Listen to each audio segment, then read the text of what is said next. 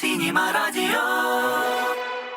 Dost Sinema rubrikasına geçid aldık hörmətli dinləyicilər və bugün qonağımız bayaq da qeyd etdiyimiz kimi rejissor, kinoşünas İlqar Quliyevdir. İlqar bəy, xoş gəldiniz. Çox sağ olun. Dəvətə görə təşəkkür edirəm sizə. Təbii ki, bizim söhbətimiz kino barədə olacaq. Amma çox istərdim, indi bizim bir kiçik ənənəmiz var. İlqar bəy, istərdik öncə özünüz barədə dinləyicilərimizə, həm də tamaşaçılarımıza biraz məlumat verəsiniz. Elə də böyük mənim fəaliyyətim yoxdur. Necə deyirlər, hələ ki təzə addımlayıram bu sahədə. İncəsənət Universitetində kino rejissorluq fakültəsini bitirmişəm. 2007-ci ildən bu sahədə çalışıram. Hazırda Azərbaycan Kinematografçılar İttifaqında redaktor, o cümlədən kino tənqidçi kimi fəaliyyət göstərirəm. Bəs o ilham hardan gəldi ki, siz məhz bu yöndə addımlamağa başladınız? İnanırsınız, mən öz yaşıdlarımdan o vaxt fərqli olaraq başqaları misal üçün idmana filan bu cür sahələrə maraq göstərdiyi təqdirdə mən nə üçünsə özümdən də asılı olmayaraq mən ancaq filmlərə baxırdım və hətta mən deyim uşaqlıqda evdə mənə bufetdə bu tənəffüs vaxtı nəsə alıb yemək üçün pul verirlər. Mən onu toplayırdım, gəlirdim video kaset alırdım, filmlərə baxırdım, audio kasetlər filan. Ancaq bu saat bilməm nədən bu irəli gəlib. Yəni ailəmizdə bu sahədə fəaliyyət göstərən adam olmayıb. Bilmirəm necəsə vergi deyin verilib yoxsa yəni bilmirəm necə adlandırmaq olar, amma nəsə bu sahədə mən özümü çox rahat hiss eləmişəm və həmişə boş vaxtımda həmişə kinoya vaxtımı ayırmışam. Həmişə günə son bir 20 il ərzində, 20 il demək 15 il ərzində bu məndə bir qayda idi. Hər gün minimum 3 filmə baxmalıydım. Hər gün, o düzdür, onda qayğısız vaxtlar idi, çox gənc idim və bunu özümə belə bir lüksum var idi. Təəssüf ki, indi hazırda elə bir lüksdən məhrumam, o qədər də vaxtım çox deyil, vaxt məhdudiyyəti var. Buna baxmayaraq mövcud kino iqtisadiyyatını, kino yaradıcılığını, dünya kinosu xüsusən bunu izləməyə çalışıram. Nə maraqlıdır. Günə 3 film. İndi bu illər ərzində mən bilirəm ki, çox böyük bir siyahı artıq var. Və mənə şəxsən çox maraqlıdır. Ən yadda qalan elə 3 filmin adını çəkə bilərsiniz. Mən sizə bir şey deyim. Uşaqlıqda istənilən, mən yəni 80-ci illər dövründə anadan olmuşam deyə, o vaxt mənim yaşıdlarımın hansını saxlayıb soruşdunuz? Schwarzenegger deyəcək, Stallone deyəcək, Bruce Willis, Bruce Lee, Van Damme xüsusilə. Amma düzdür, mən onlara baxmışam, mən onlarla böyümüşəm və mənim o dönəmdə mənim anlayışımda ancaq o idi ki, kino bunlardan ibarətdir. Mən sadəcə istiqaməti bilmək istəyirdim, hansı yöndə? İstiqamət mən əsasən Avropa filmlərinə üstünlük verirəm. İlk üçlük əgər mənə desəz, mən deyərdim 88-ci ildə az tanınan filmdə, əgər baxmamısa və dinləyicilərimiz də baxmayıbsa, bunu çox təkidlə məsləhət görürəm. Var Polşa filmidir, Krzysztof Kieślowski'nin filmidir, Dekalog. 10 filmdən ibarət, 10 film, hər bir film 1 saatda gedir. Çox olduqca həyatı bir insanın, istənilən insanın həyata və ya dünyaya baxışını və yanaşmasını dəyişəcək filmdir. Bir onu deyərdim. Sonra belə random, belə qarışıq bir seçsək, indi beynimə bir də gəldi. Yapon rejissor var, Takeshi Kitano, onun Kuklalar filmi var. 2002-ci ilin filmidir. Yanılıram, amma ola bilər yanılıram, amma adı belədir, Kuklalar. Sevgi haqqında, məhəbbət haqqında olan tarixin 10 ən güclü, ən təsirli filmlərindən biridir. Bunu deyərdim və o filmdə maraqlı, ümumiyyətlə mövzudan qismən kənara çıxsaq demək olar ki, güclü, keyfiyyətli sevgi haqqında filmlərin heç birində mən səni sevirəm və ya sevgi kəlməsi işlənilmir. Dəstəkləyirəm. Bu belədir. Bu ədəbiyyatda da yeri gəlmişkən buna rast gəlmək olar və daha bir film var. Əlbəttə ki, Charlie Chaplin'in filmi. Başqa filmi deyəcəyim, amma Charlie Chaplin'in Böyük Şəhərin İşıqları. Bu film klassikadır və mən ildə minimum vaxtım olduqca 1-2 dəfə ona baxıram və ən qəribəsi də odur ki, bu əlbəttə ki, tək məndə deyil. O film hər dəfə ilk dəfə baxdığım təəssüratı məndə yaradır. Aha. Elqar bəy, gəlin indi sizin filmlərinizdən danışaq. İlk filminizə gəlin biraz toxunaq. İlk film, düz qeyd edirsiniz, filmlərim təəssüf ki, yoxdur. Bu mənim ilk böyük filmimdir, belə deyək. Düzdür, bu 2007-ci ildən bu sahədə fəaliyyət göstərsəm də müstəqil işim olmayıb, çox təəssüf ki. Yəni müəyyən səbəblərdən olmayıb. Amma bu film axır ki, qismət oldu və belə o buzu qırdıq. Qıfıl filmini bu yaxınlarda çəkilişlərini bitirdik, production mərhələsini bitirdik. Hazırda post-production mərhələsindədir. Və bildiyim qədərilə qara komediya janrında. Bəli, qara komediyadır, sarkastik filmdir və müəyyən inanclara o toxunur və bu xurafatı o belə kobud da səslənsə belə deyək, ələ salır. Çünki bu təəssüf ki, bu xurafata, hansısa uydurulmuş inanclara inam və onları xüsusi bir etibar bəsləyən var. Təəssüf ki, onların sayı az deyil və ən pisi də odur ki, bu xurafata inam dinlə və ya Tanrı ilə bağlanılır və bu da bir növ yanlış katarsisdən gətirib çıxarır və biz bu filmi çəkməkdə məqsəd deməzdim, yəni ki, necə deyim, bir güllə bahar olmur, necə deyərlər. Bu filmlə biz yaradıcı heyət, xüsusilə bu heç nə dəyişmə iqtidarında deyilik və çətin ki, belə bir olar. Kino heç nə dəyişmə iqtidarında ümumiyyətlə deyil. Amma ki, nəsə biz istədik bir göstərəydi. Çünki klassik Azərbaycan ədəbiyyatı dövründən biz nəzər alsaq, hələ Mirzə Fətəli Oxundovun, Cəlil Məmmədquluzadanın dövründən baxsaq, bu mövzu dəfələrlə tənqid olunub, bu mövzu dəfələrlə işıqlandırılıb. Buna baxmayaraq hələ də süni intellektin artıq həyatımıza daxil olduğu bir vaxtda, artıq bu 21-ci əsrdə hələ də bu mövzuya inanan və pənah gətirən var. Doğrudan da mən həmişə belə təəssüf hissi ilə bu insanları müşahidə edirəm. Nəyə görə? Çünki insan həyatında ən dəyərli olan vaxtını və bununla paralel pulunu da buna xərcləyir. Çox təəssüf demək istərdim. Təəssüf. Amma mənə şəxsən maraqlıdır. Bax, bu Qıfıl filminin mesaj çatdırmaq missiyası nədən ibarət? Yoxsa tamaşaçı özü baxıb bir nəsə ibrət götürməlidir? Çünki bəzən müəllif filmlərində də belə olur, yəni müşahidə etsək. Tamamilə razıyam sizlə, amma hələ ki, əvvəlcə onu qeyd edeyim, filmin ssenari müəllifi Tahir müəllim Tahiroviç, bu filmin, onu da qeyd edeyim ki, bu film real hadisələrə əsaslanır və filmin ssenari müəllifi Tahir müəllim Tahiroviç həm də onun baş prodüseridir. Bu film real hadisələr əsasında yazılıb, ərsəyə gəlib, amma mən sizə bir şey deyim, və yaxşı qeyd etdiniz, yəni müəllif filmlərində bu mesaj var, amma onu biz unutmamalıyıq ki, İstənilən tamaşaçı didaktikadan qaçandır. İstənilən tamaşaçını didaktika müəyyən bir faizdən sonra narahat edir və bezdirir və onda ikrah hissi doğurur. Yəni ki, sən misal üçün hamı bilir ki, siqaret ziyandır və siqaret çəkən adama onu biz desək, hər dəfə desək, bu onda müəyyən bir qıcıq doğura bilər. Sadəcə biz ümumiyyətlə kinonun mesajı olmur. Kino hansısa bir problemi işıqlandıra bilər. Və mən bunu bu yaxında bir tədbirdə səsləndirmişdim. Elə də müsbət qarşılanmadı bu fikir. Bu mənim ola bilər yanılıram, bu mənim öz fikrimdir, subyektiv fikrimdir. Kino kinematografiya heç tamaşaçını heç vədə savadlandıra və ya nəyisə öyrədə bilməz. Məşhur rejissor, bu yaxınlarda dünyasını dəyişmiş rejissor David Lynch'in bir sözü var. Əgər siz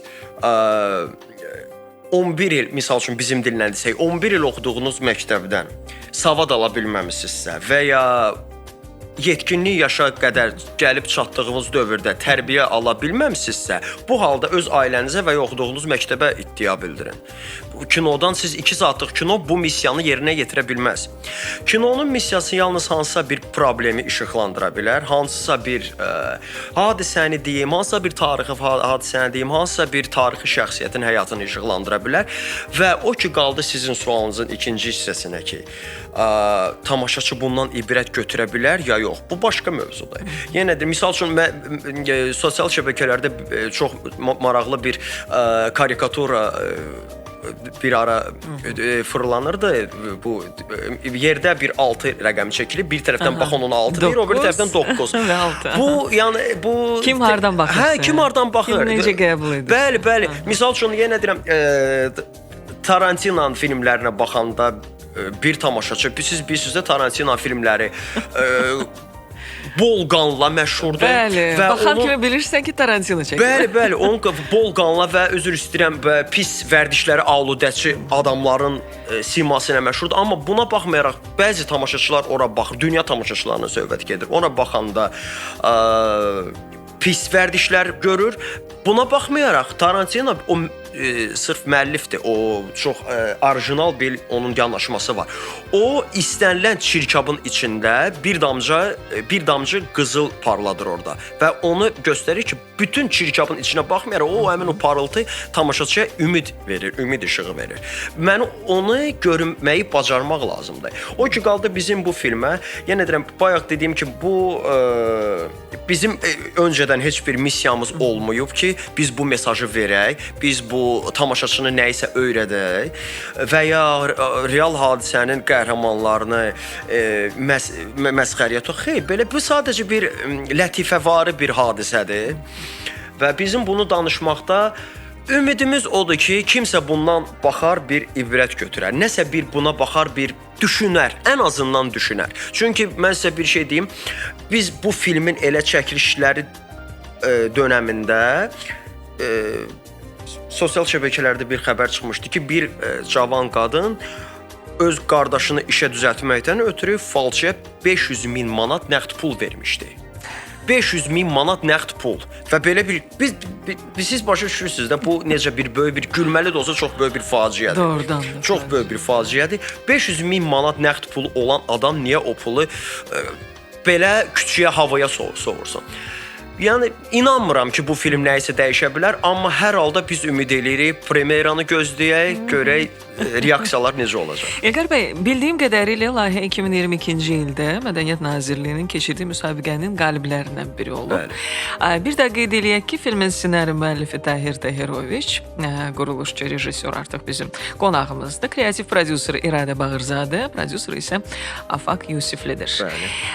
Filmin 70% çöl çəkilişləridir. Bəli, bəli. Harda çəkilib film? Əsasən filmin yenə qeyd edirsiniz 70% çöl çəkilişləridir. Bu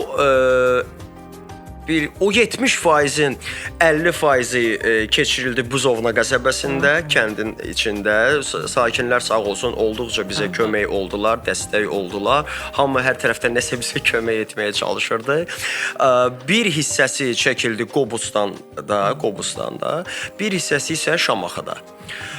Baxın belə və bir hissəsi də bu Sabunçu elə bu yaxınlıqlarda Sabunçuda ərsəyə gəldi və onu da deyim, filmə siz sağlıq olsun baxanda görəcəksiniz ki, filmdə xüsusi bir akrobatik səhnələr, hər hansı bir ötüşmə, dalaşma yox. Bu sadəcə romantik komediyadır, amma filmin çöl çəkilişləri olduğuna görə, çünki çöldə əgər yaradıcı heyət interyerdən eksteriyə çıxırsa, bu artıq olur, nə qədər kobud səslənsə köləyə, havanın köləsinə çevrilir. Hava gah gün çıxır, batır, külək əsir, maşın keçir, küçədə əhali dayanır, baxır və bu müəyyən çətinliklər yaradır və bu çətinliklərdən sağlıq olsun necəsə çıxmağı bacardıq.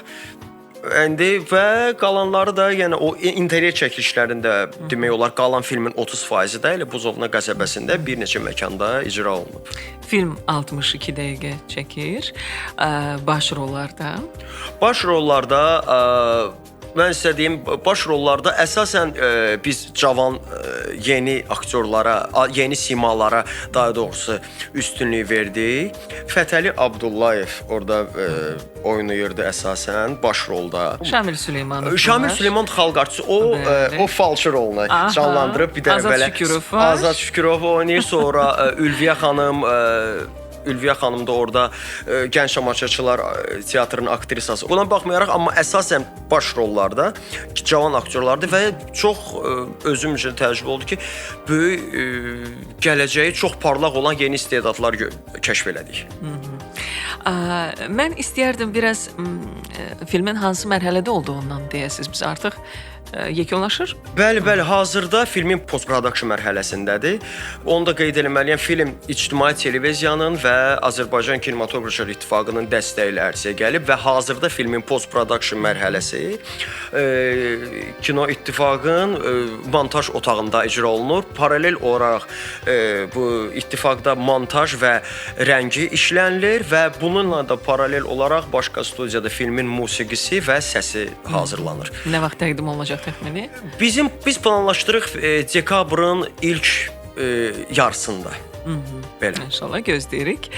Elqar bəy, sizi həm də kinoşünas kimi də tanıyırıq.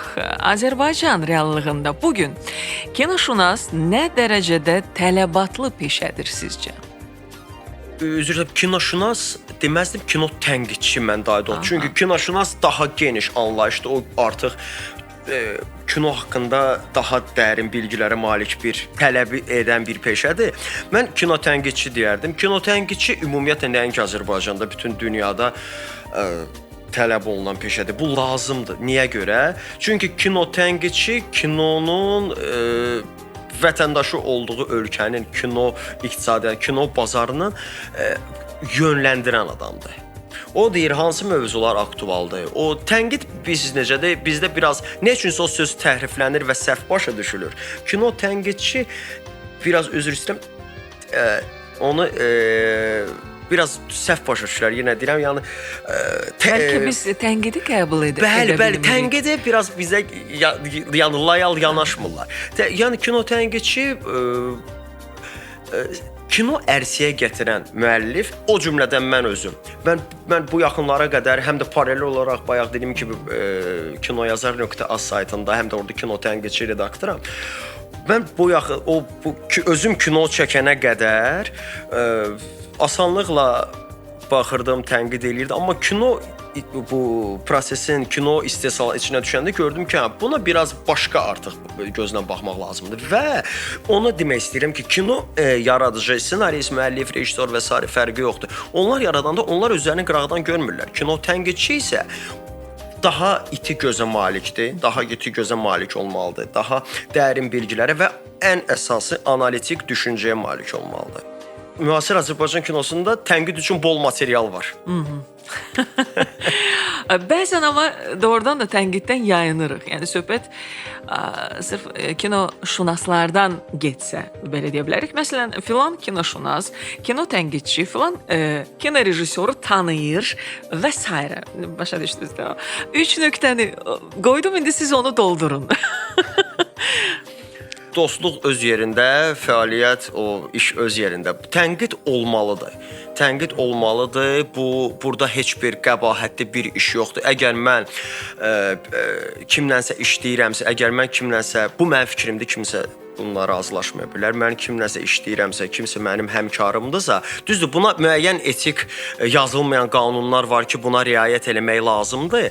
Amma tənqidi əgər kino tənqidçi və ya kino rejissor öz həmkarını, kino tənqidçi hansısa bir filmi, müəllifin yaradıcılığını, hansısa bir işini tənqid edirsə, bu əsaslandırılmalıdır.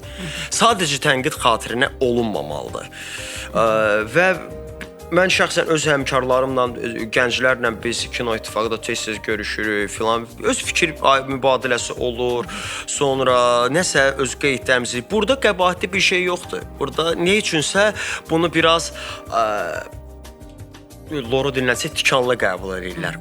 Əslində bu düzgündür. Çünki əzəldən tənqid sözünün mənası təhqir kimi bir onu təhqir kimi qəbul. Əgər kimsə buna belə baxaq da, əgər hamı əvvəl səhər evdən çıxanda güzgüdə özünə baxır. Niyə baxır? Görür ki, əyləskiliyi var, saçını düzəldir, yaxasını düzəldir. Güzgü də həmin o bizim kinematografiyada olan tənqidçidir. Tənqidçi kinonun güzgüsüdür. Amma gəlin razılaşaq ki, bir çox elə kino cəmiyyəsində olan insanlar, yəni bu işlə məşğul olan insanlar düşünürlər ki, yox, bax bu məni tənqid eləyirsə, o mənim səviyyəmdə deyil. O məni tənqid eləyə bilməz. Çünki o tam başqa bir kateqoriyadan. Başa düşürsüz nə demək istədiyimi? Bəli. Yəni tənqid də professional insanlar onu edəndə düşünürəm ki, daha yaxşı qəbul olunur. Həm də tənqid edilən də özü professional və öz işini biləndirsə, artıq öz üzərində işləməyə başlayır. Nələri tənqid olunursa, onu daha da təkmilləşdirir. Tamamilə razıyam sizinlə, amma təəssüf ki, bugün Azərbaycanda tənqidə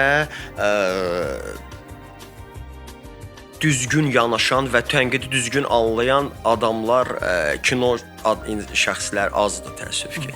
Kinoyazar.az saytı var, bayaq onun adını vurğuladım. O Kinematografçılar İttifaqının layihəsidir. Mən orada redaktor heyətinin bir üzvüyəm, həmin o saytın. Orada bizə çoxlu müəlliflər var. Biz o saytı təzə təsis eləyəndə artıq 3 ildir ki, fəaliyyət göstərir. Biz o saytı təzə təsis eləyəndə orada ancaq bir neçə müəllif var idi. Artıq indi o saytın müəlliflərinin sayı onlarladır. Orada yeni başlayan müəlliflər də var, artıq öz qələmini təsdiqləmiş yazarlarımız da var. Və olur ki, biz əsasən yeni Azərbaycan kinosunun orada tənqidinə, təhlilinə daha doğrusu hətta paralel olaraq yer ayırırıq və olur ki, misal üçün o saytda yayımlanır və həmin müəllif özü o məqaləni sosial şəbəkələrdə paylaşmır. Və ona biraz belə qısqanc yanaşır və elə müəlliflər də olur ki, zəng edib hətta minnətdarlıq bildirirlər sosial şəbəkələrdə. Bizə çox sağ olun, biz buna fikir verməmişdik. Yaxşı ki dediniz, biz növbəti dəfə bunun üzərində işləyərik. Bu olmalıdır. Belə yanaşma biz necədir ki, təəssüf ki, hazırki durumda Azərbaycan kino bu ictimaiyyəti biraz kiçikdir. Yəni biz hamımız əl-ələ verməliyik, biz bir-birimizi eşitməliyik, dinləməliyik, duymalıyıq. Əks təqdirdə bu camiyə böyüməyəcək. İlqar bəy, son çəkilən filmlərimizdə nəyi bəyənmirsiniz? Ümumiyyətlə, bax, son bir neçə ildə çəkilən filmləri cəmləsək, bizdə hansısa cərəyanın formalaşmasında söhbət gedə bilər, yoxsa? Bu sual elə böyük sualdır ki, bunun cavabını mən çalışacağam qısa verim. Konkret filmlər adı deməyəcəyəm, çünki istəsəm də xatırlaya bilmərəm. Yəni bu etik qaydalar riayət etmək deyil, amma mən şəxsən bir kino tənqidçi kimi deyim və müşahidəçi kimi deyim ki, mən o fikirlə razıyam, çünki sıravi tamaşaçılar, böyük əksəriyyət, çox təəssüf ki, düşünür ki, hamı Azərbaycanda kino yoxdur. Bu çox yanlış bir fikirdir, çox yanlış bir fikirdir. Azərbaycanda kino var. Amma indi bu sualın ikinci hissəsi var. Keyfiyyətli kino var, yoxsa yoxdur? Bu artıq başqa mövzudur. Bu başqa mövzudur. Mən nəyi müşahidə edirəm? Bəli, kinolarda artıq yeni simalar, yeni cəhdlər nəzərə çarpır. Amma mən nəyi demək istərdim? Sadəcə yeni imzalar və yeni müəlliflər, daha doğrusu bu artıq dünyada öz imzasını təsdiqləmiş müəlliflərə onları təqlid etmək cəhdi kimi görünür. Yeni imza yaratmaq cəhdi kimi görünmür. Misal üçün fikirləşirlər ki, uzun planlara yer verilir. Müəllif kinolarında onlarda xüsusi bir planlar olur. Yəqin siz də əminəm ki, bilirsiniz. Bir plan gedir 10 dəqiqə. Bu onu çəkir 10 dəqiqə. Və dialoqsuz planlar. Götür o dialoqsuz götürüb. Çünki bu planları belə üsulda çəkmək asandır. Lakin onlar bir şey unudur ki, əgər xaricdə və bu film onu da qeyd edim ki, və görürlər ki, bu tip üsulda çəkilən filmlər hansısa müəyyən onlarla festivallarda nümayiş olunub, uğur qazanıb, mükafatlar alıb, biz də belə çəksək, deməli bizdə də belə olacaq. Bu çox yanlış fikirdir. Həmin o müəlliflər bu üsul çəkilişi əsaslandırırlar və onlar əgər 10 dəqiqə, 15 dəqiqə dialoqsuz, sakit səhnə verirlərsə, hərəkətsiz, deməli bu hansısa bir missiyaya, hansısa bir məqsədə xidmət eləyir. Bunu heç vədə təqlid etmək olmaz. O ki qaldı mövzu baxımından. Misal üçün, yəni kimsə məndən inciyə bilər, buyursun, amma bu mənim fikrimdir, ola bilər yanılıram. Hansısa bir mövzunu o üzr istəyirəm, bilmirəm onu necədir, xaltura etmək. Misal üçün Qarabağ mövzusu. Artıq bu mövzu 30 ildir var, 30 il davam edir və şükürlər olsun ki, artıq bu mövzu həllini tapdı. Və baxırsan ki, ssenaristlər, rejissorlar bu mövzunu hələ də belə o işləməyə çalışırlar və şəxsən mən oturub indi barmaqla qatlanılası sayda bəlkə də heç bir dənə də keyfiyyətli dünyaya çıxarılası film tapa bilmərəm. Bəli, müəyyən söhbət müasir kinolardan gedir. Söhbət bugünkü, mən heç bir klassikadan danışmıram. Bugün. Yəni biz necə fikirləşirlər ki, hə, bu film, bu mövzu aktualdır. Bu mövzuya mən büdcə tapa bilərəm. Bu mövzu tamaşaçını yerində oynada bilər, hansısa bir sentimental hisslərinə toxuna bilər və başlayırlar bu mövzunu işləməyə və nəticədə qeyri-səmimi bir iş əmələ gəlir. Ortaya. Yəni mən o dəfə də Kinematograf İttifaqının bir cavan rejissorlardan birinin film nümayişlərində birində dedim. Çox balaca bir film idi, göstərmişdi. Mirvüqar Abdulov adlı bir rejissor var idi orada. İndi yadıma düşdü. Çox sadə bir film çəkmişdi. Tamam bir sərbəst mövzuda. Və görünür ki, müəllif öz bütün zalını bəyənmişdi və alqışlanmışdı. Və görünür ki, müəllif öz ərsəyə gətirdiyi filmə mövzusuna bələddir, müşahidəsi əsasında əmələ gəlib və o bu filmə öz adı, öz şəxsiyyəti kimi əmindir. Başa düşürsünüz? Və ilk növbədə müəllifdən tələb olunan məsələ səmimilikdir. Səmimilik olmayan yerdə heç bir mövzudan söhbət gedə bilməz. Mən misal mövzu nədir? Mən heç hərbi xidmətdə olmamışam, mən şəxsən. Mən o döyüşlərin getdiyini ancaq bir çox xalqın üzvü kimi mən onu ekranlarda, sosial şəbəkələrdə, xəbərlərdə görmüşəm və mən durum indi bir ssenarist kimi o mövzu haqqında nə istəsəm yazsam və mənim qabağıma bir çamadanla pul qoysa ki, bir yaxşı film ərsəyə gətir, mən onu eləyə bilməyəcəm. Çünki mən bu mövzuya bələd deyiləm. Düzdür. İnsan bildiyi işlə məşğul olmalıdır. Bəli. İlqar bəy, son olaraq istərdim Qıfıl filmindən sonra hansısa layihələr gözlənilirmi? Onlardan danışasınız. Bəli, bir qısa film, bədii film, qısa metrajlı bədii film ssenarim var. Mən onu 9-10 il bundan əvvəl yazmışdım. Və o vaxtdan onu çəkmək istəyirdim. Müəyyən çox kiçik bir filmdir. Sağlıq olsun, hazırda onun üzərində işləyirəm. Bu filmdə belə deyim, mənim şəxsi müşahidələrimə və qismən real hadisələrə və özümün qismən iştirak etdiyim hadisələrə əsaslanır. Sağlıq olsun, onu da ərsəyə gətirərik və o haqda da söhbət eləyərik. Uğurlar arzu edirəm sizə. Çox sağ olun ki, verilişimizə qonaq gəldiniz. Təşəkkür edirəm. Mən də sizə minnətdaram, işləriniz bol olsun. Çox sağ olun. Təşəkkür.